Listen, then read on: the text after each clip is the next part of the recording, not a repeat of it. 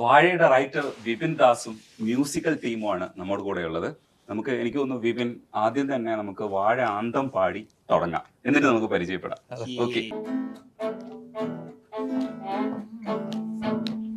പണ്ടെങ്ങാണ്ടോ ആരോ വാഴ വെച്ചേ, നല്ല വളവുമിട്ട് നീ ആരാ? പണ്ടെങ്ങാണ്ടോ ആരോ വാഴ വെച്ചേ, നല്ല വളവുമിട്ട് നീ ആരാ? ചതിച്ചല്ലോ വാഴ, കുലച്ചില്ല വാഴ, ഉപയോഗശൂന്യൻ നീ ഭൂമിക്കു ഭാര. നീ ഏതാ ചോദിച്ചതു മാഷ, ഉത്തര കടലാസിലോ ചോദ്യത്തിന്റെ കളിയാ. ചുവപ്പ് മയമാ, തോൽവിയുടെ മണമാ, കെമിസ്ട്രിക്ക് പെണ്ണക്ക, കണ്ണക്കോ കണ്ണക്ക മന പാഠമാക്കി ഞാൻ വരികൾ പരീക്ഷ സതിച്ചു ലൈക്ക് പല കളറിൽ. പണ്ടെങ്ങാണ്ടോ ആരോ വാഴ വെച്ചേ, നല്ല വളവുമിട്ടേ നീ ആരാ? പണ്ടെങ്ങാണ്ടോ ആരോ വാഴ വെച്ചേ, നല്ല വളവുമിട്ടേ നീ ആരാ? നീ ആരാ? നീ വാഴ, നീ ആരാ? നീ ആരാ? നീ ആരാ? നീ വാഴ, നീ വാഴ. സത്യസന്ധം എന്റെ ശ്രമം, അതിൽ വിയർപ്പിന്റെ മണം. കള്ളം കയ്യിലെന്റെ ഉടായ്പുകൾ പലതരം. സത്യം അപ്പനമ്മ ബന്ധുക്കളായ ലോകം പറഞ്ഞു എന്നോട് അവർ നാഴികയ്ക്ക് 100 വട്ടം 100 വട്ടം 100 വട്ടം 100 നാഴികയ്ക്ക് 100 വട്ടം 100 നാഴികയ്ക്ക് 100 വട്ടം 100 വട്ടം 100 നാഴികയ്ക്ക് 100 വട്ടം. പണ്ടെങ്ങാണ്ടോ ആരോ വാഴ വെച്ചേ, നല്ല വളവുമിട്ടേ നീ ആരാ? പണ്ടെങ്ങാണ്ടോ ആരോ വാഴ വെച്ചേ, നല്ല വളവുമിട്ടേ നീ ആരാ? പണ്ടാരോ പറഞ്ഞു നീ വാഴ, നീ പാഴ, വെള്ളത്തിൽ വരച്ച വര, ഉപയോഗശൂന്യന. അവനെ പോലെയാകെ നീ, ഇവനെ പോലെയാകെ നീ. ലവന്മാരോട് പോകാൻ പറ, നീ നീയായ മതി. ഇടയ്ക്കൊന്ന് മിസ്സായിട്ടു, സോറി. നൊമാഡിക് വോയിസ് ആണ് ലീഡ് ചെയ്തിരിക്കുന്നത് ഈ പാട്ടില്. വിപിൻ, ശരിക്കും അങ്കിത് മേനോനും വിപിനെയും നമ്മുടെ ഇലക്ട്രോണിക്കലിയും രജത്തിനെയൊക്കെ എനിക്ക് പരിചയമുണ്ട്. എല്ലാവരും ഒന്ന് പരിചയപ്പെടുവോ? നൊമാഡിക് വോയിസ് എന്താ ശരിക്കും ഇപ്പോ ചെയ്തുകൊണ്ടിരിക്കുന്ന പരിപാടികൾ ഒന്ന് പറയും. ഇപ്പം ഞാൻ ഇപ്പം റാപ്പിംഗ് തുടങ്ങിയിട്ട് ഇപ്പം മോർ ദാൻ 10 years. ഇടയ്ക്ക് കൺസിസ്റ്റന്റ് ആയിട്ട് ചെയ്യാൻ പറ്റിയിട്ടില്ല, ബിക്കോസ് ഫുൾ ടൈം ഞാനൊരു നേഴ്സാണ്, പുറത്ത് ജോലി ചെയ്യുന്നു. പിന്നെ ഇപ്പം വിപിൻ ചേട്ടൻ്റെ അടുത്ത് ഈ സോങ് ഇപ്പം 2016 ഒരു റഫ് ഞാനിങ്ങനെ അയച്ചു കൊടുത്തു. ചേട്ടൻ ഇങ്ങനെ സോങ്ങിൻ്റെ കാര്യം പറഞ്ഞപ്പോൾ അപ്പം ചേട്ടനപ്പം ഇഷ്ടപ്പെട്ടായിരുന്നു. പിന്നെ ഇപ്പം after some time we rework, I think ആർക്കേഡോ ആ ബീറ്റിൽ എല്ലാം വർക്ക് ചെയ്തു. ഇലക്ട്രോണിക്കലി അതിൽ വോക്കൽസ് പാടിക്കുന്ന ഹുക്കിൽ കുറച്ച് വർക്ക് ചെയ്തു. So now it's sounding way better, നല്ലൊരു ഇതായിട്ട് പോയിട്ടുണ്ട്. പിന്നെ I get to meet all these wonderful people. അതായത് ഒരു ഗ്രേറ്റ് എക്സ്പീരിയൻസ് ആയിരുന്നു.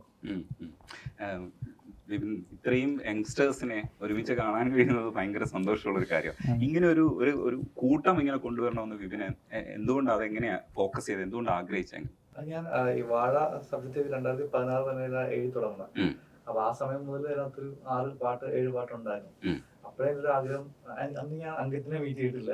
അപ്പൊ എനിക്ക് പ്രോപ്പർ മ്യൂസീഷ്യനെ കിട്ടുന്നില്ല. ഈ പറഞ്ഞ പോലെ എല്ലാവരും ഒന്നും ബിസിയുള്ള ആൾക്കാരില്ലെങ്കിൽ നമ്മുടെ രീതിയിൽ വർക്ക് ചെയ്യുന്ന ആൾക്കാരെ കിട്ടാൻ ഞാൻ ഭയങ്കര പാടായിരിക്കും. അപ്പൊ ഞാൻ അന്ന് പോലെ സൗണ്ട് ക്ലൗഡിലൊക്കെ ആൾക്കാരെ ഹണ്ട് ചെയ്യാൻ തുടങ്ങിയിട്ടുണ്ടായിരുന്നു. അപ്പൊ അതിന്റെ ഭാഗമായിട്ട് എനിക്ക് അങ്കിത്തിനെയൊക്കെ കിട്ടുന്നത്. അപ്പൊ ആ വാഴയിൽ വേണ്ടിയിട്ട് അങ്കിത്ത് അന്നൊരു പാട്ട് ചെയ്ത് എനിക്ക് അയച്ചെന്ന് പറയുന്നത്. ഡൊമാറ്റിക് ചെയ്തിട്ടുണ്ട്, റാക്സ് റാഡിയും ചെയ്തിട്ടുണ്ട്. അങ്ങനെ കുറച്ച് പേര് വേറെയും ആൾക്കാർ വന്നിട്ടുണ്ട്. അപ്പം അതിന് കുറെ പാട്ടിനെ കളക്ട് ചെയ്തിട്ട് അവരുടെ പടം ഒന്നും നടന്നില്ല. പിന്നെ കുറെ പടങ്ങൾ അങ്ങനെ നടക്കാതിരുന്ന കുറെ പടങ്ങളുണ്ട്. അപ്പൊ അതിലൊന്നാണ് ഈ വാഴ. അപ്പം വാഴയുടെ നൃത്യം ഒന്നാണ് ഞാൻ ജയ എഴുതുന്നത്. വാഴ ആണെന്നുള്ളൊരു ബുദ്ധിമുട്ടും വിഷമങ്ങളാണ് നമ്മൾ കണ്ടിന്യൂ ചെയ്യുന്നത്. അപ്പം അതിന്റെ വേറെ വെർഷനാണ് ഇങ്ങനെ ജയ ചെയ്തത്. ജയ ചെയ്തപ്പോ എനിക്കൊരു ബ്രേക്ക് ത്രൂ കിട്ടി, കുറച്ച് പടങ്ങൾ ചെയ്യാൻ പറ്റി. അപ്പം ഒരു ഓപ്പൺ ആയി. അപ്പൊ ഞാൻ വിചാരിച്ചത് എന്നെ പോലെ വീട്ടിൽ ഇരിക്കുന്ന അല്ലെങ്കിൽ കുറച്ച് ഒരു പടം ചെയ്തിട്ട് രണ്ടാമതൊരു അവസരം കിട്ടാത്തൊരു ഡയറക്ടർക്ക് അവസരം കൊടുക്കുക എന്നുള്ളതിലാണ് വാഴ ഓപ്പൺ ആക്കുന്നത്. ഗുരുവായൂരിന്റെ സെയിം ടൈമിൽ തന്നെ ആ ഷെഡ്യൂൾ തന്നെ ഞങ്ങൾ ഷൂട്ടിംഗ് തുടങ്ങി. സെയിം കാസ്റ്റ് ഒക്കെ വന്നപ്പോൾ ഞാൻ ഇവരെല്ലാം വീണ്ടും തിരിച്ചു വിളിച്ചു, നിങ്ങൾ ആ പാട്ടുണ്ട് തിരിച്ചു തരാന്ന് പറഞ്ഞിട്ട്. അപ്പോഴത്തേക്കും നൊമാഡിക് വീണ്ടും പോയി അയർലൻഡിലല്ലേ പുള്ളി അവിടെ പോയി. അപ്പൊ അതിൽ ഇവര് വേറെ റാപ്പേഴ്സ് വേറെ കുറച്ചുകൂടെ വലുതായി. പിന്നെ വേറെ പലരും വേറെ ഓൾറെഡി എസ്റ്റാബ്ലിഷ്ഡ് ആയിട്ടുള്ള ആൾക്കാർ, ഫെജോ ഒക്കെ എസ്റ്റാബ്ലിഷ്ഡ് ആയി. അപ്പം അന്ന് ഫെജോ ഒക്കെ ഉണ്ട്. അപ്പം അങ്ങനെ അപ്പൊ ഞാൻ വീണ്ടും എസ്റ്റാബ്ലിഷ് ആവാത്തവരെ കുറച്ചുപേര് വീണ്ടും കളക്ട് ചെയ്യാന്നുള്ളതായിരുന്നു അങ്ങനെ പ്ലാൻ ചെയ്തു. പാർവതീഷ് വന്നു, കിളി വന്നു, ആർക്കേഡ് വന്നു. ഇതിനൊക്കെ ബാക്ക്ഗ്രൗണ്ട് സ്കോറിൽ ഓൾറെഡി അതിന്റെ ഇടയ്ക്ക് ഈ കിളി ഞാൻ കൗതുകമുള്ളതുകൊണ്ട് ചോദിക്കുക, ഈ ഇലക്ട്രോണിക് കിളി എന്ന് പറഞ്ഞൊരു പേര് എന്തുകൊണ്ട് സ്വീകരിച്ചു എന്ന് പറയാം? സ്വീകരിച്ചല്ല തന്നെ വന്നാണ്. അതെങ്ങനെയാ? ഈ ഇപ്പൊ പറയുന്ന കേട്ടോ, അങ്കിത് പറയുന്ന കേട്ടോ, പാടുമ്പോ വെറും കിളിയും മ്യൂസിക് ചെയ്യുമ്പോ ഇലക്ട്രോണിക് കിളിയും. എന്താണ് സംഭവം? എന്താണ് സംഭവം എന്ന് വെച്ചാൽ അങ്കിത് തന്നെ പറയാം. അതായത് അതിന് പ്രത്യേകിച്ച് ഉത്തരവില്ലെന്നാണ് എന്റെ ഒരു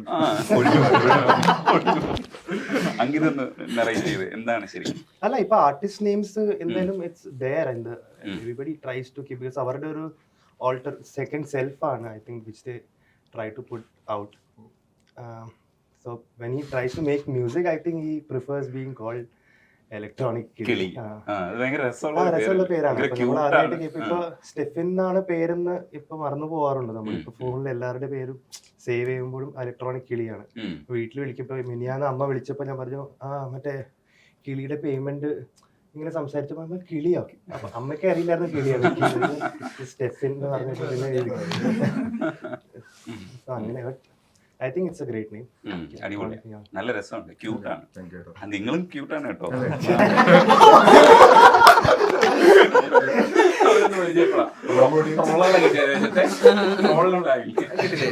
ബ്രോ അത് പരിചയപ്പെടുത്തു. എന്റെ പേര് റാക്സ് റേഡിയന്റ് എന്നാണ്. ഇവിടെ കേരളത്തിൽ ഇല്ലല്ലേ റാക്സ്? അല്ല, ഞാൻ ഇവിടെ മലയാളം റാപ്പറാണ്.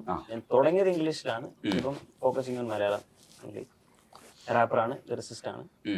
ഒരു ട്രാക്ക് ചെയ്യാൻ പറ്റി, ജയസ്റ്റിലറിലൂടെ ചെയ്യാൻ പറ്റി ഈ മൂവിയില്. അതെ, ഏകദേശം 6 വർഷം മുന്നേ അല്ലേ?